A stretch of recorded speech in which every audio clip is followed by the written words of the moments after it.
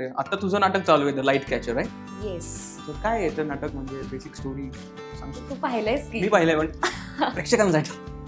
तर the light catcher हा एक हिंदी आणि इंग्लिश सोलो प्ले आहे, ज्यामध्ये मी 10 वेगवेगळी पात्र लिहिते आणि तो निरंजन पेडणेकर यांनी लिहिलाय आणि संकेत पारख्यांनी बसवलाय. आणि या ऑगस्टमध्ये आता मी हे नाटक घेऊन लंडन आणि एडिनब्राला एका फेस्टिवलमध्ये परफॉर्म करायला जाते. तिकडे 8 शोज असणार आहेत या नाटकाचे. असं आहे. आणि ही एका फोटोग्राफरची जर्नी आहे.